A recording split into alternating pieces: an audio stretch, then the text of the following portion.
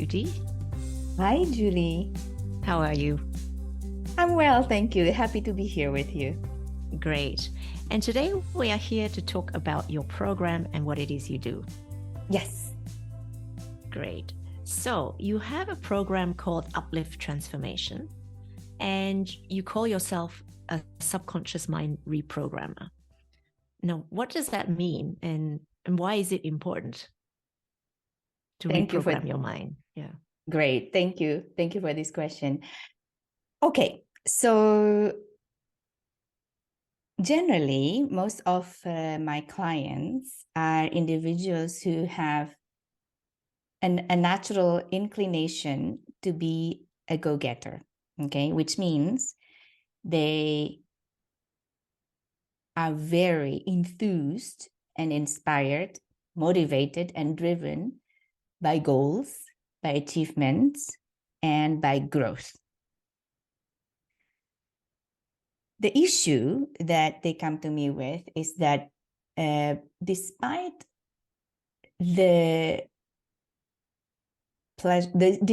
them achieving so much, they still feel depleted. Some of them are depleted, scattered, numb, lonely, dissatisfied, unfulfilled, all these kind of emotions. Okay, so they come to me when they experience this, either in a crisis situations, or that they have recognized such feelings for a long time. When I set this Uplift Transformation program, my one intention, Julie, is to help my clients to broaden up their ways or their approach to achieve what they want to achieve. Ultimately, I can tell you that most of, if not all of the people really wanted to make a positive difference. This is what they really, really want. They want to have a good life for them and themselves and their family, but also making positive difference. So there's an impact, a larger impact that they wanted to do. So what I essentially doing, what I intend to do with Uplift Transformation is to broaden up their ways of making this impact from achieving, having, making, growing, and balance it out with being, their beingness, so that it is much more balanced. So the formula to achieve or to deliver impact, positive impact, is very much also connected or supported by beingness. And why is this important, right? Like it's so counterproductive for a lot of people. Why is my beingness matters apart from my goals, my achievements? It is because what we are energetically matters in creating changes. Simply because we as individuals are connected to everything else around us. Okay. Have you ever come to the office and you thought you are not exuding any emotions out, but you had a hard time at at home, and you get to the office trying just to get your things done, and people around you reacting without even knowing what's going on. They just knew something is up. So this is what I mean. Mm-hmm. The beingness has so much more impact to enhance the experience around them or to limit the experience around them. Okay. So this is what the first thing I'm helping them to see is really your beingness matters. Your beingness matters a lot. Mm-hmm. It is as important as achieving, growing, having, making, the action-oriented activities, right? So when we talk about state of being, we need to work with the subconscious mind. This is why I'm emphasis in my work, this part, the subconscious mind reprogramming. It does not mean to say that I don't work with the conscious mind of my clients. I do, actually, but the bulk of the deep work is connected to the subconscious mind. So what is it, right? What is this subconscious mind is? subconscious mind, and when I say this, I mean both the unconscious and the subconscious mind combined. We just use the same word, subconscious mind. Is the part of the mind that is the most powerful and the most dominant, actually. So if the whole mind of human is 100%, the subconscious mind and the unconscious mind counted for at least 95%. Okay, up to 5% is the conscious mind. And the two parts of the mind works very, very differently. The conscious mind is the part of our mind that we use for logical thinking, reasoning, creative choices. Free will is connected to this, connected to the conscious choices. I choose to be like this. I choose to go here. I choose to have something. This is conscious choice, and this is free will. You can ask it, you can say it, it's your right. Okay. It works with time concept, yesterday, tomorrow, today, and it also work in it is a short-term, it works well with short-term memories. So if I ask you, for example, what lunch did you have on the 2nd of January 2023? It took a lot for people to remember. And if you get the answer, usually it's coming from the data from the subconscious mind, not your conscious mind. Okay, so the conscious mind also work, the speed of how it functions is 40 bits per second. The subconscious mind is the rest. Okay, the subconscious and unconscious mind is the part of the mind that is basically not only recording your every minute of your life experiences, but it also hosts the emotions that you experience and have in your body, the values that you have, the trauma that you experience, the long-term memory of what had happened around the time you were in your mother's womb, for example. It had that. If you can access it, you can get that information. It's basically this library, a huge library of your life. And when you want to access emotions, that's where you go. That's where you go. If you want to understand the belief that you have, that's where you go. Because sometimes you just walk in life without even knowing anymore. It's because this thing, that the program that you have in your subconscious mind is running. It's just running, making things so automatic for you. Yeah. So, and in the subconscious mind also, there are informations that is connected to certainly the collective experience of your family. Okay, so if, for example, your parents experience certain connection, so for example, if your parents has financial crisis at some point in their lives, and it is imprinting in their experience, and you as the generation after would be also wary in certain situation automatically. Okay, because not only because you hear something, but even when you don't know, automatically you are impacted by this. So when we want to touch the state of being of the people, that's where we go. And basically, when we access the subconscious mind, what we're trying to establish is, in connection to the problems that my clients have symptomatically, that the conscious could actually identify, is what is causing such, for example, problem in sleeping? What is causing the pattern of a certain negative patterns in romantic relationship, for example? Or, and then you go deep into understanding what is the existing program, patterns, or sets of beliefs that is running actively in your subconscious mind that is causing that kind of experience on the conscious level to happen. Yeah. Mm-hmm. So what we want at the end of the day with the inner state of being is you feel whatever, joyful, calm, peace, while going through a process of making a good impact. But that is really, that's basically the biggest contribution you can give to the world by embodying this positive or uplifting emotions, peace, for example, when going through a crisis in your company, for example, right? So that's what the uplifting transformation is. It's really trying to get my clients to embody the most uplifted version of their inner self or state of being, and to help them to establish habits to sustain this as long as possible. Okay. Yeah. So there are two parts. Mm-hmm. Okay. So yeah, just to clarify.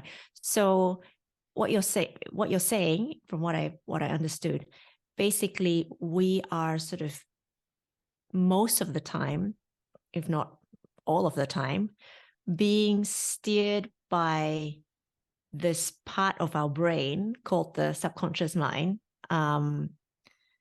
which has, various programs and beliefs and emotions, or, family trauma or whatever it is. And because of those sort of hidden programs, it's affecting our state of being, so that we are then anxious or sad or whatever, rather than the more peaceful emotions. And what you're saying is, in order to get to those emotions like peace and joy and love, we need to go into the subconscious mind and find out what is really kind of underneath and driving our behavior or our actions. Yes, with slight revision, because this happened, people misuse this word a lot, between the brain and the mind. Okay. Okay. So there is a difference between the brain and the mind. And this is very good question, a very good topic to cover now. When I say it's the mind, Julie, and the mind, when we hear in the past, before I get to know this concept, when I think of people, when I hear the people say the mind, I automatically go into the brain. But actually, it's not just the brain. Okay. So let's, to make it easy, the brain is the brain. Yeah, it's the organ. The mind is the information that is posed or produced or come through the tools, the organs. Okay.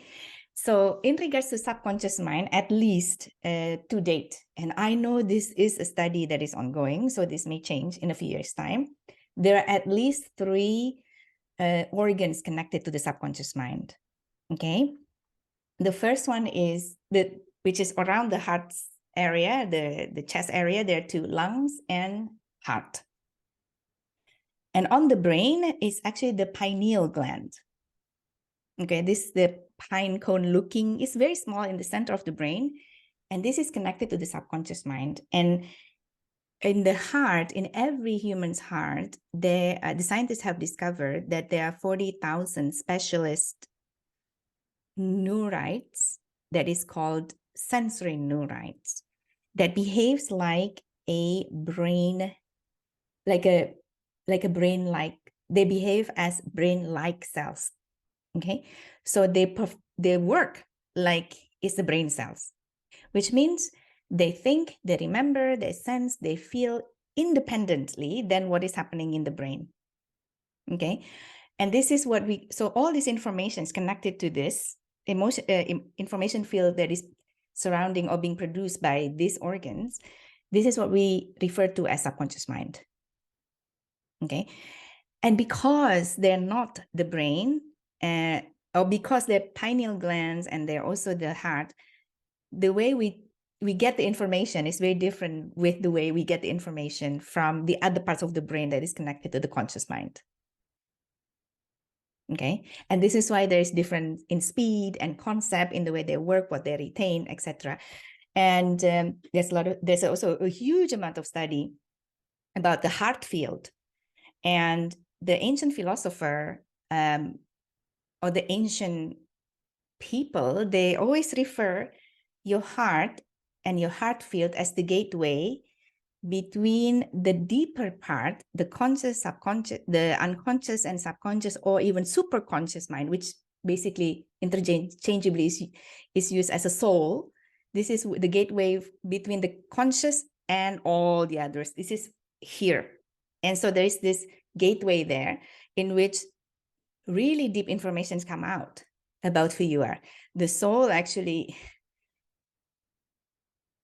is that part of us that would never, ever die, even when we go through extreme trauma.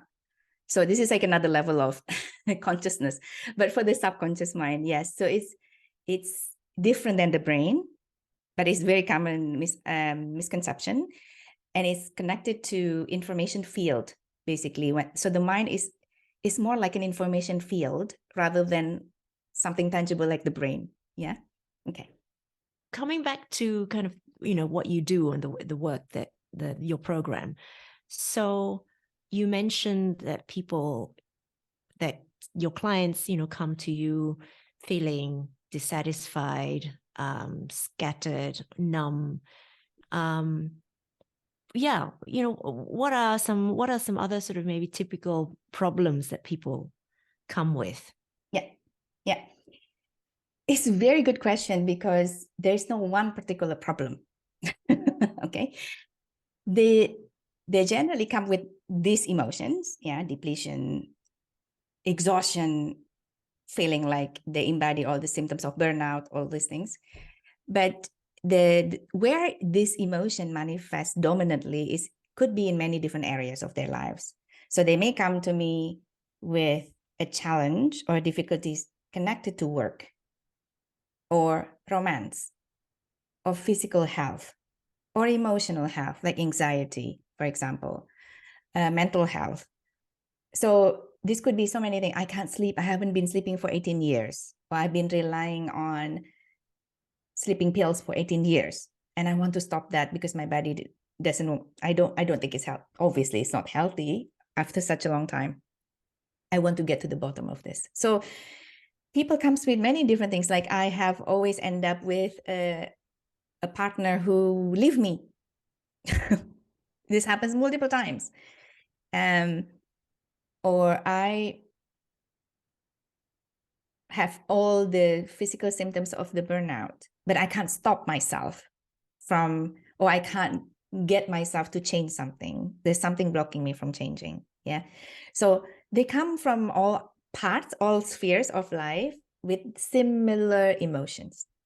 And they come usually into state of situation. One is in true crisis, like I have a crisis right now, or they have been thinking about something that I want something more, but I tried so many things, but I cannot get it. So this is more about, in my term, more about unleashing more potential from who they are in their lives. Mm-hmm. Okay. So when they come to me, the problem is all kinds and in all aspects of lives, but they have a commonalities in that the criteria or the definition of a successful me is this, and this is all connected to having, achieving, making. Okay. I guess I'm just thinking, so maybe going back to, say, one of the examples that you gave, like, for example, a relationship, I want this kind of relation, or I haven't been able to get it. How would they know to come to you instead of, say, a relationship coach or therapist? Yeah, how does one distinguish, I need to go to Astuti versus I should go see this, relationship counselor? Yeah, I think it's a very good question, actually. And I think the answer is when they've tried so many things on the conscious level and things haven't turned around as deep as they wish. So a lot of the people that a lot of people came to me, they've never worked with any psychologist or any coach, etc. So which is, for me, is much easier to educate, right? But I also have a lot of clients who have been seeing psychologists and psychiatrists for a long time, and I do understand their feelings. Their feeling is basically, I get into certain betterment, but for some reason I feel like it's not complete. I still feel certain things that I can't move or I can't shift. Sometimes I can't even tell you what it is. I just feel it in my body. Okay. And in that situations, of course, in our conversation, I always ask, are you working with a psychologist or psychoanalyst and stuff like this, just to see, because my work is also to understand where you are at today, and to understand where is it that is not yet touched. Because obviously, when there is a desire still to get better or to feel deeper, and it can't, something on the subconscious level is disturbing it. So or distract it or block it. And it usually they're doing that because the existing programming of their subconscious mind told them that it's safer not to change. Okay. So, and this is why you remember when I say in the heart, there is this 40,000 cells that act like a brain, but it's not, and it's thinking independently than what the brain is thinking. This is why sometimes when we go towards a support that is much focused on the conscious mind, it doesn't feel complete. Okay, so I have many clients who had worked with psychologists or still working with psychologists and psychiatrists, and usually my clients would inform both parties that we are, and I have no issue completely. I approach this, we are trying to help the clients from a different angle and a different depth. And what I'm hearing back from them usually is there is a recognition from the process that is going through on with the psychiatrist or the psychologist that there is fast movement or faster shift than otherwise. And this is really nice for me to hear, because I believe that we could all work together to help the clients. And the other things that is also very interesting, sometimes client came to me with emotional issues and they didn't tell me they have physical issues. As I work with the subconscious mind, then the information start to reveal, there's this issue. Do you have this issue? Because the subconscious mind is telling me there's issue with the legs or there's issue with the back, etc. And they normally confirm that. So then I ask them to also, as we go into the transformation, to observe the intensity of the physical issue. Sometimes they just tell me, oh, my physiotherapist has been trying to get into a certain position or certain depth in my body for a couple of years. Finally, we could do it, because the inner state transformation, the shifting of the program and the emotions that was trapped in the body help makes more space for the body to move in a certain way that it's actually good for my clients. So wow. So it is connected. It's all somewhat connected. And I love this. When I hear this, I said, that is just amazing. That we can all work together from different angles. Absolutely. Yeah, that's amazing. So how does this happen? What do you do exactly? How did I choose this profession? Or how is the transformation happens? Yeah, how is this transformation happening? How do you help people shift into this different state of being? Yeah. It's really great, this question, because sometimes I have a feeling people think that there's a black box that I have, and then input, black box, output. So I'm trying to explain to people now what is in this black box of process with Uplift Transformation. With transformation, basically, we're trying to, the word I choose, uplift the inner state of being of my clients. Okay. And in our first meeting, when we decided to work together, I asked my clients to describe what that looks like. So if they say to me, I want to feel more joy in my life, I will start with them, describe to me what that looks like. Okay, because if you ask me and you ask them, the way I describe more joy in my life looks different in my life than in theirs. So having a description is good for me and for them, because then we know whether we are going into the right direction or not. And so that's the first thing, is basically we set the intention. And in subconscious mind healing, intention is everything. Okay, because we are then connecting to the subconscious mind saying, this is my intention. Please help me to find out what is disturbing or blocking this with ease, so that I could be calm and stay calm with more ease. And just to make sure everybody knows, when you are in this, it doesn't mean that you will not feel sad anymore. When you get into this state of peace or state of joy, you will still going up and down because you're human. Okay, so, but you will be able to go up again into the uplifted emotions much more ease way and much faster. So just to emphasize on that. So we started with that. And then what I then do, I use a number of modalities, Julie, that is 100% effective use virtually, because I only work virtually. Okay, so even when I do group, it's all virtual. Even when I do one-to-one sessions, all virtual. That's my preference as a facilitator. There's no right or wrong, but that's just my preference. We then ask the subconscious mind to go into the roots in the depth that is good to be achieved today. Okay, that is basically telling us what it could be a memory of what had happened, but what we want to know is what wound is there, what belief is created from this experience. So if it's a trauma, what beliefs was formed around that time, and what emotions that are still trapped in the body because of this situation. And then we process the information together. We try to gain insight, perspective, because this is important. The conscious mind needs to know perspective. And then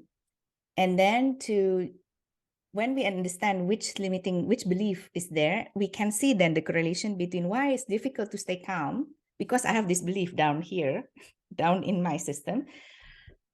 And we replace it with beliefs that is helping or uplifting them to move towards this peace, calm, joy, as they are in relationship, as they are leading change project, as they change something. Install it, activate it, and then follow it up with key actions to help them to create habits so that it can sustain even after the session. Okay, so that's simplistically, this is the process. It's very, very easy. Understand what is the limiting patterns, acknowledge it, letting it go, instill the positive patterns for the shift that we want, instill it and integrate it, taking some actions to create habit, and do it. And because we work with the subconscious mind, it works very quickly. This is the difference with the conscious mind. It works so deeply in different layers of our subconscious mind, and there are different layers of it. And as soon as we finish the session, what we need to do, or what the client needs to do, is just to allow the body to reprocess everything without interfering. Because your job, if you are working with the subconscious mind, is to just be in the session and then create a habit to sustain the emotions. But other than that, the body works by itself. Because it has its intelligence and it understands our intention. Okay. When you work with a conscious mind, you have to do it many times again and again in between. Like for me, the follow-up is really is sustaining habit. It's just creating new habit to sustain this emotion as long as possible. And when you create this habit after the session, after some time, it becomes just a part of what you do and become automatic even. Yeah. Like gratitude, for example, this is also extremely important. In the beginning, when I started doing this many, many years ago, it was quite something to start and to do it every evening, write some gratitude journal. Now I cannot sleep without doing that first. It's just a thing, a ritual, that it's just a process for you to then sleep, you know? So that's, and this habit of that you create is sustaining that emotion as long as possible, basically. So you're trying to help people also to create these habits of Yeah. beingness in some ways. Yeah. Yes. To help them be more, be. Correct. Yeah. Okay. Yeah. So Okay. I'm not necessarily helping them to do more. Mm-hmm. I'm not necessarily helping them to achieve more, although usually that happens. Consequently, because you are being you, it impacts having, doing, achieving. But my process, Uplift Transformation, is much more about how can you sustain this beingness as long as possible. Okay. Yeah. So it doesn't touch strategy on how to make more money or how to do a proper interview. No. But how can I show up in the interview in the way that is more truthful to me and less scared of being rejected, less scared of being whatever. Yeah. And what are the implications of doing such a transformation? Because is it something that's difficult to do? Like, will you experience maybe emotions that are uncomfortable, or have to live through situations where you don't want to, for example, like, will you have to relive some trauma, or what happens? What might somebody experience in the session itself? Yes. Thank you. This is a very good question. Depending on the methods, you may relive certain memories of your childhood or not. So I think I decided on what method to use depending on where my client is. If the client is very numb, then I would get them to follow through a method that allows them to feel in the session. But if, for example, the clients they know their trauma and they still live it. So, for example, I work with refugees. They know their trauma, they feel it. I choose a method that doesn't require them to relive anything apart from connecting to what is it that is stuck in their body and just clear it and wait until at some point they're ready to speak about something. So it's not enforcing. And so the principle that I use is where you are today, and we use that. And usually I'm also checking with the subconscious mind with the keywords of ease. Ease is very important. What does my client needs to shift their inner being in the way that is providing the most ease that is possible? Yeah. So even this with the ease, sometimes it is still hurting a little bit because there's emotion is to come up, and it's absolutely fine. But usually when we finish the session, there's so much relief in the body because finally I can cry, and I know why I'm crying, and I'm going to allow myself to get the tears out, knowing that there's somebody being here with me, holding the space for me. So this in itself is very healing, even though there's a period of discomfort. I mean, most people who came to me, including myself, when I started my own transformation journey, was having difficulty to cry. It was not easy to cry. And but this is part of reconnecting with the feelings, or angry sometimes. Anger came out and we have to honor it. And then we process it, we touch it, we work with it, and to give it space, to give it time. And this is what creates this shift, this movement. So that is in the session. So depending on where they are at, I'm choosing the most appropriate methods that I know of. In all cases, I'm giving the best that I could in terms of my presence and energy to help them to feel as safe as possible going through this very uncomfortable journey, obviously.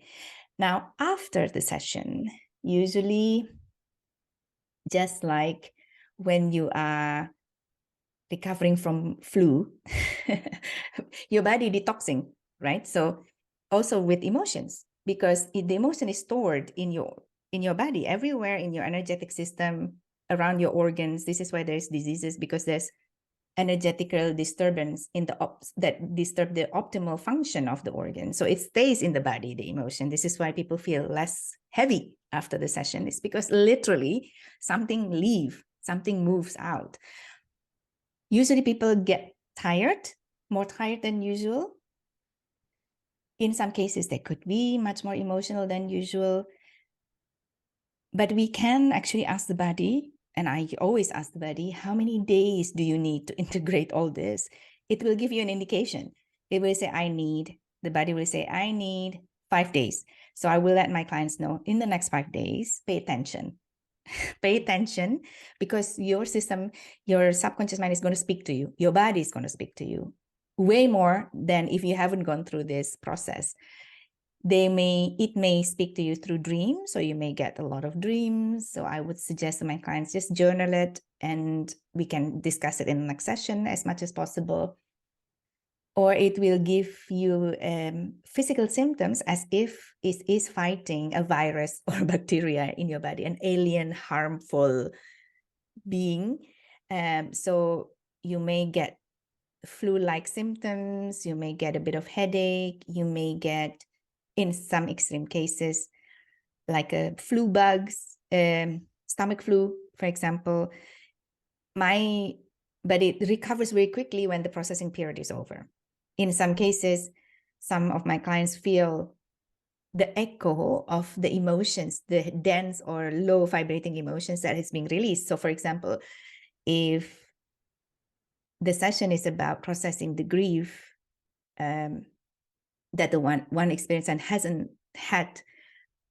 not been processed thoroughly, and there's some emotions still touching the body because of that, like sadness or like grief or sorrow, you may echo a bit of that, but it's not that the emotion is still there. It's just the system is clearing up what it was there before. So I always say, don't be scared, because you may feel that. For some people, they don't feel much different apart from being more light. Okay. Yes. So excuse me, I was just coughing. So so that's what can happen. And what I think is very difficult, very important, and this is actually quite a golden nugget in such transformation, is that because we are touching things that we are not conscious about, we're not aware about, we don't know we had. It's almost like a part of us is waking up. Okay, so it's like, oh, I didn't realize this about myself. So such transformation, uplift transformation program is really like, it's almost like an awakening process for you towards yourself. And after every session, you start to realize, you start to become you become different than when you were in the beginning of the session. Okay.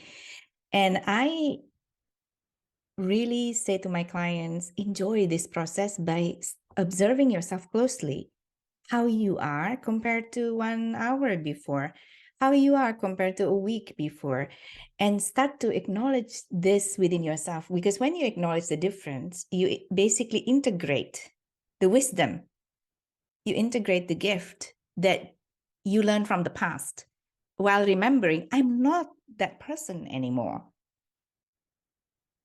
I am a different person now because I've integrated what I learned, and I have a different beliefs influencing my life today. And it's almost like you're continuously getting to know yourself, and then you realize, wow, I'm changing. I'm changing a lot. and this is becoming a very empowering source for the shift of the inner being of my clients. And I guess that can also perhaps impact the relationship that you have with other people, right? Yes, yes. If you're shifting some of your beliefs or how you are behaving or being, then other people presumably would notice as well. Yes, yes, absolutely. Thank you for pointing that out. Absolutely, Julie. I think even without you saying anything or telling other people of what you've been going through, they notice something different. They try to put words around in what way you're different, and they're trying to make up stories why you're different. And they tend to decide whether I like this or not. Also, other people.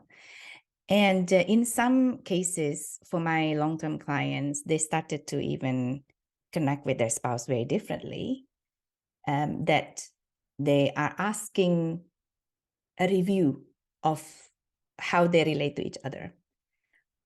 The same with their parents, the same with their children, the same with their boss, the same with their friends. And not all of them requires disagreements or strife. Some are just happens naturally, and then conversation happens.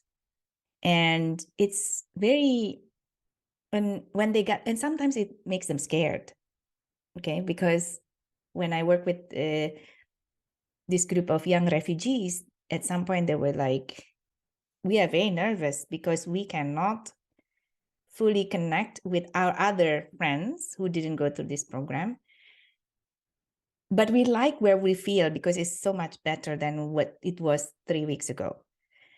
And at the same time, they also have this desire to meet new people and connect to other people. And this creates this inner tension, am I leaving my fellow countrymen behind, etc., etc. So yes, it creates a kind of tension. And so I help them with how to deal with this in the healthiest way possible. It is not always possible to harmonizing to some degree these connections, because when we are very committed to our state of being, the people that we're connecting when we were on the lower state of being and us don't vibe anymore. And so to push it is actually extremely uncomfortable for both parties and actually limiting for both parties. And it's not about I'm better or you are worse. It's just we are on a different vibration, basically. Okay. So you could potentially, I suppose, lose some friends or people that you thought were friends or relationships from the past. Yeah. So that could change. Yes. And this part, dealing with this loss is also to process this. It's also part of the action to sustain yourself, your state of being. So we have to address that. And so my client says, this is what I'm feeling, da, da, da. So we do some steps to actually deal with such so that it doesn't create guilt. As my clients move towards more peace, we don't want guilt show up or intense guilt. You cannot eliminate guilt, of course, because guilt is normal.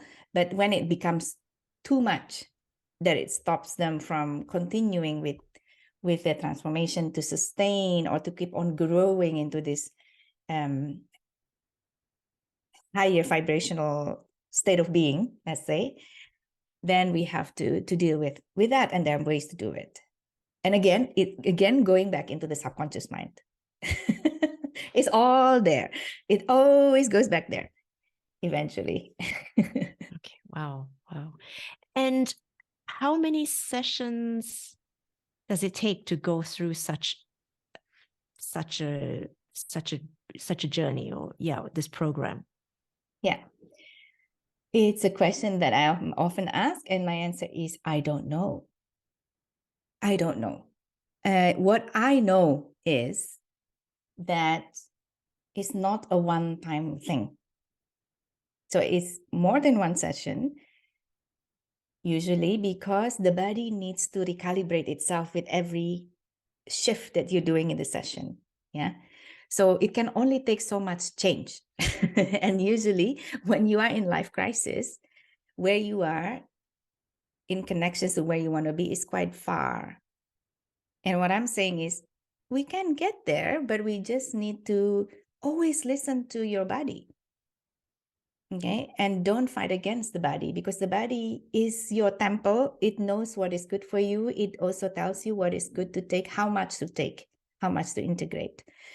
So it's like going to a doctor, I suppose. When you have a chronic illness, you just don't know how many sessions, how many times you need to get back in order to get some improvement. In this work, what I have seen 100% of the time is that with every session, there's a lot more lightness in their beings. Okay. When we started the session, I always ask them, this intensity of your crisis, 0 to 10, what is it? Some people say it's 8, 9, 10, or 20 out of 10 because it's just so overwhelming. And we can always take pulse, after 1 or 2 sessions. Where is it going down? Some people said it's disappearing, or it is halfway, and stuff like this. And you just don't know, because it really depends on how much your body is ready to integrate. And I can't tell you that, unfortunately. The process of this transformation, not only getting to know where you are emotionally, but you are going to communicate better with your body, because that's when you know what to do as you sustain the uplifting vibration of your inner state. You need to speak to your body. You need to communicate with your body. And how your body communicates with you is different than how mine is communicating with me. So as much as I can give guidance, how it feels is yours. You will know that. And it's also a process of trusting your body, trusting your heart, trusting your mind, knowing that, and trusting what is coming up from the depth to you, basically. Mm-hmm. Yeah. And when does one know that you're healed? Mm-hmm. Well, this was a question when I started my own transformation journey. I was also asking, when do I know? How do I know? There is no when we say healed, it's almost as if it's a static state, I'm healed. That means I will not have any problems anymore. And there's no such thing. Unfortunately, Julie, this is my conclusion after so many years working in this field and working on myself too, because we have unlimited potential as human. Okay. So what can be expected is, as you start working to focus on embodying a higher on the scale state of being, so happy, joy, all this, fulfilled and everything, as you go through the different sessions, the shift is noticeable and the pain is not always as intense. Okay. There is always the next level of depth in you. And the reason why this is the case is because as a person, we have our own individual subconscious mind. We are connected to the collective also subconscious mind. And this is what I would refer to as systemic consciousness, like family, your biological family. Then you have, if your parents, for example, get divorced and you go with one parent and then the other parents get married again, then you have this other family, extended family. This is also a system, okay? And then you have other system outside of the family, like culture, religion, country, nationalities, all these things. This subconscious mind is interacting with our individual subconscious mind as well. So while we can focus on our own experience as Astuti or as Julie, direct experience, we also have this other source of information that is impacting our well-being from the systems. And so eventually, and when it touches our body, this information, it's almost as if we are living it. Okay, so I give you an example. Today I was working with a wonderful lady who has been going through quite a difficult life experience for the past 7 years, and been diagnosed with bipolar and everything. And she was really like, I used to be very vibrant and I want to get back there again. But in these years, I couldn't do it. I gained weight, etc. And when I get angry, I start harming myself, etc., etc. I would like to come back to that time. And when I started to work with her, I started to sense that there is a resistance that she had, unconscious resistance towards moving towards life or being alive. And she did say in the form like, I'm not grateful for my life at all. She recognized that, but she didn't realize there's this strong resistance moving towards life. So we start going into the system. Excuse me. I asked her subconscious mind to actually show us what to work on. And it's very interesting because I never expected anything, because I knew that subconscious mind is always reveal something interesting. And it's connected to her absorbing the energetic remnant of her older brother who was miscarriage. Okay, so there was a child before her, because the emotions that came out was connected to the time in the womb. And I sensed something about this is connected to death. So she was pulled towards death energetically. So I asked her, do you know if your mother has a miscarriage? And she said, yes, 2, but 1 certainly before me. And so I said, okay, you see, it's not something she realized. Nobody thought about it, but such information came up. That's when you work with the subconscious mind, such thing. And then for her, it all makes sense, because all the emotions that she absorbed, this is the emotion that she feels. Suddenly, at some point, it started hitting. I didn't ask her at what age this whole thing started to, the feeling of resisting life and all this thing to happen. But I won't be surprised if she said it would be the same age when her mother experienced the miscarriage. Okay, so this is what happens to us. Okay, wow. We are part of a collective systems, and it's impossible to always know where this is coming from, because a lot of the times we haven't got the information, but our body has that, because it manifested as if we are experiencing it today, because subconscious mind doesn't really have this past future. It just have the present.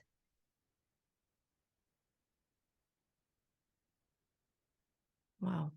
So we're all walking around carrying these remnants, or I don't know what you call it, traces of things that have happened to us or to our families, or our countries, maybe, the systems that we belong in, and we're not even aware of it. No, basically. Correct. I can tell you from my personal experience, because this was when I was like, okay, I really need to get into this level of the subconscious mind, working with this level of subconscious mind. During COVID, Julie, I credited myself as pretty healthy emotionally, physically and mentally. Okay. And during COVID time, I was located. I am still here in Switzerland, but I was locked down here in Switzerland. My parents both have passed away. My sister was in the US with her family, and my brother was in Australia with his family. I have never experienced this, a really deep anxiety. Okay. And when I ask this anxiety, what are you anxious about? The anxiety says, I'm scared I'm going to die on the street by myself. Okay. My life situation was very far from that. I'm in Switzerland. There are homeless people, but they're not that many. And before I'm getting out of the street, I have so many great friends that would help me. So this was not going to happen to me. Consciously, I know that. But in my body, this fear was alive. Okay. So I have to face it. That's the only way to work through it. I have an understanding of subconscious mind on so many levels. I know on the family level, there must be something, and on personal level, there is something. But what I didn't realize, I was also connected to systemic, which is bigger outside of my family. Okay. The collective fear. I was impacted by this. I was downloading this thing and I was uploading the same as a response into the collective subconscious mind. So it was such a revelation. So as I was starting healing on different layers, different levels, it stops. No more. No more anxiety. Was my situation changed? No. I was still in lockdown. My siblings are still in these two countries. I still didn't know when I was going to see them. Was I upset about it? Yes, but not in the anxiety, was not on the intensity that it was before. Okay. So that's what I mean. It's so alive in you. And if you don't realize that this could come from somewhere else because of something else, then it's really difficult to know what to do, right? And I would think that's the case for most people, Yeah. right? That you don't really know that this is being caused by maybe some factors beyond you. Yeah. Right. So, yeah, what do? Do you just do nothing and accept that? And I guess, right? Yeah. That was my option, was stay with the anxiety that gets worse and heavier every day, or face it. I'm very lucky. I am myself a subconscious mind therapy to understand what happens. Certain part of the journey I could do myself, but some other parts of the journey I work with other healer, subconscious mind healer. And that's when I realized I want to work on a scale which is bigger, which is on the systemic. So it's much more. So the database of my database in facilitating the transformation is bigger for my clients. Yeah. You will already make significant improvement even when you don't work on your family system. But I have seen it again and again that it will come up at some point. It will come up at some point. And that's when I always say to my clients, there could be something in the family. Oh, no, there will be something in the family. Not it could be. There will be something in the family and from the system, basically. Yeah. It's so interesting, isn't it? Yeah. So in that sense, yeah, this is really a never-ending journey, right? Yes, because it's always about the next level, the next layer. You don't have to, if sometimes this is what had happened to me before. As I come up, when I was facing a crisis, usually it's more intense. Okay, until I find that I could breathe better and I could walk towards thriving zone from surviving zone, basically. In that case, then I will do the process in a less intense way. Okay, because I could take a breather a little bit. I don't have this, for example. But I also have clients who have a very severe physical problems. Yeah. And for him to have this regular progress up to some degree is super important. And he's going through a lot. But the growth that he's doing, his inner state of being, is amazing. we have to, this is also the other thing with subconscious mind healing. I cannot promise that all of your issues will disappear. That's not my power is not lying in that.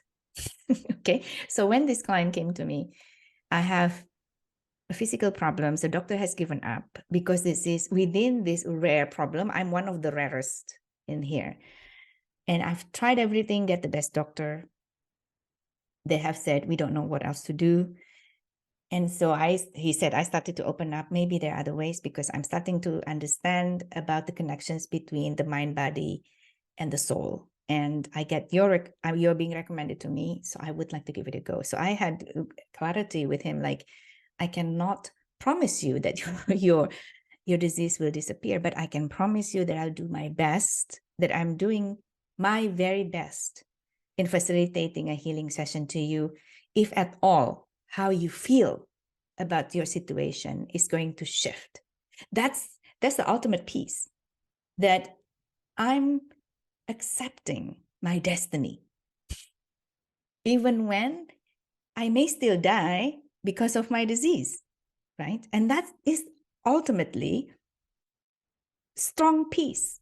And it was a journey to get there. Of course, there's a lot of fear in the process and tears and all kinds of things. But now you see him and you're like, his friends are like, you're so different. In the beginning of the session, I think a lot of his friends didn't understand, they didn't know how to connect with him anymore because he was so wrapped up in the crisis mode. And that he was it's almost like he's projecting to everybody around him, you need to help me, and now he's so composed. He still take care of his health. It hasn't gone worse, but it hasn't disappeared. And his friends are coming back because we can connect and love you again. There was a time when we can't even connect because you demand something we can't give. Yeah. Yeah. Wow. So you sort of helped him kind of come back to a state of peace and acceptance, it sounds like. Yeah. Yeah. Because for me, for his situation, and for very, very challenging situation, especially if it manifests in physical problems, everybody don't want to be there usually. Get me out of here. And I always say to them, I hear you and I understand this very much, but we don't know why your soul chose this path. Okay. I don't know. You would know eventually. So sometimes it's not about getting out of the path, even though I can understand why you want to do it. Just making the most to come out. But then if you're not coming out from the physical symptoms, at least you're at peace. It's almost like everybody's going to die. What are you going to do?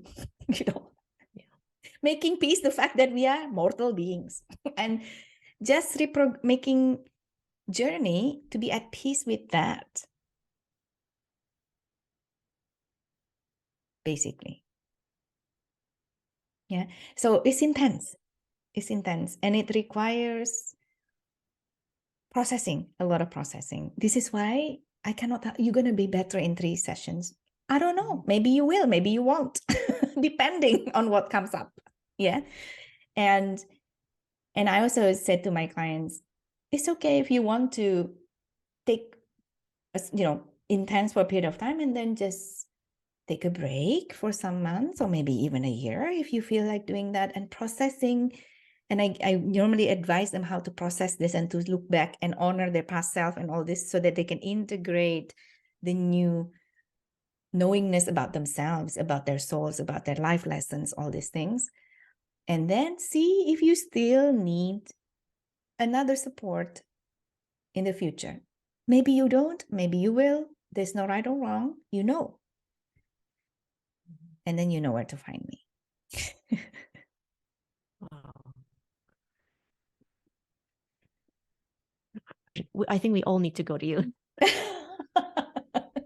I'm ready. Yeah. Now, what is it, I guess, that makes, I don't know, what is it that makes you unique, perhaps? Yeah. Or, why why you and not, I don't know, are there other people that do this? And there are a lot of people who works with the subconscious mind for sure. I have classmates and they're wonderful therapists. I think, Julie, I was asked this recently by somebody who's very curious about my work. So I'm sharing this part of what I'm sharing in this podcast with him. And then he said to me, it's a very interesting question, which made me think. He asked me, is there a tool to do this? And I said, the tool is actually my body, the therapist body, which means what? Which means my experience, who I am, my life journey, what I get from my life journey, actually what makes it unique. Yeah. And this is something that is very difficult to compare because everybody is unique. I am the person or the subconscious mind reprogrammer that sees my clients as an empowered being. I don't see them as victim of any situations. They don't necessarily see that or feel that about themselves when they start the work, but I see them this way. Therefore, the approach, the process is based on this. Okay, the way I speak to them, the way I ask them to, the way and the what I ask them to do in between sessions is because of this. And so this is very important for people to know that. Sometimes I give tough love because of this, because I see you as an empowered being. You just forget at this very moment because of what you had just experienced. And if somebody sees you that way, which I'm seeing myself that way, this is how I deal with my life journey. There are times when I felt like a victim. I cannot avoid that. But I always find my way back into what is it that I need to process so that I'm connecting back to the part of myself that is so empowering and so resourceful. And I do the same with my clients. And the way I do it is the way Astuti does it. Because Astuti is Astuti. And so it's important that when we start the process, we had the discovery call, because that's when the client can then share with me what they wish to accomplish, and also for them to assess whether I'm the right partner to do this, because they have to open up on so many levels. It's almost like the more you open up in time, of course, they become more and more comfortable, the deeper the integration can be, and the deeper we can go into their system. And for me, I also have the time to explain to them what I can and cannot do for them, but also to get intuitive message for myself whether I would make a good partner for them. It's not that everybody is good for, it's not that I'm good for everyone, neither them with me. And this is an intuitive feeling, but if I could underline which one is not, usually doesn't match with who I am, is because they're not willing to own up that I am an empowered being. That's usually where it is. Okay. That they're resisting this. I wanted to be saved. I don't do that. I don't save you. I help you to save yourself. And that is very different. So if there are times when they understand it, they're willing to do it, but they feel like there's a blockage on being that's somebody I can work with. But if they say, no, I just want, even though they don't say this, but in the way they express themselves, sometimes I feel like they're looking for a savior, and I'm not that. Yeah. So I think if you want to be able to, to reconnect it back to your empowered self, that I'm one of the subconscious mind reprogrammers that may be a good fit for you, basically. Okay. Yeah. And what's the biggest lesson that you've learned through this process or this journey as a subconscious mind reprogrammer?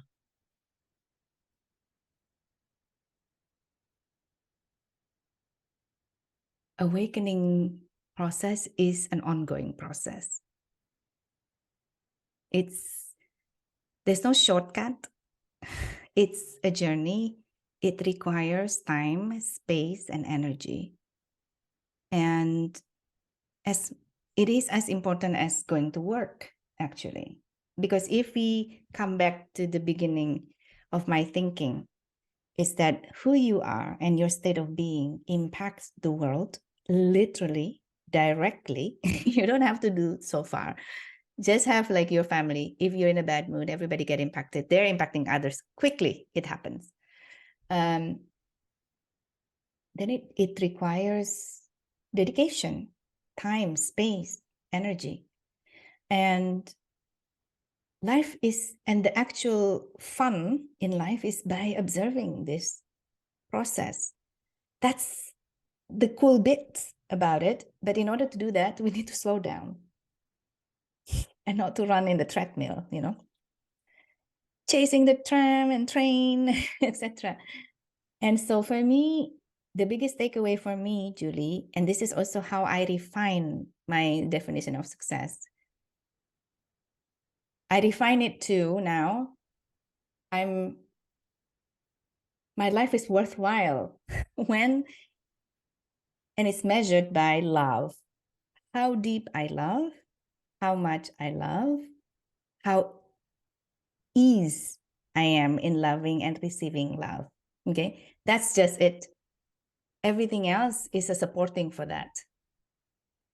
And I'm not saying this should be for everybody, but this is the gift for me as a facilitator, because when I facilitate this journey with people, I'm in their process. I'm not just watching from the outside. I'm in the process with them, tuning in to them. One other things about the body of the facilitator, working with the subconscious mind requires you to attune. Okay, it's not to think, it's to attune, sensing, intuit.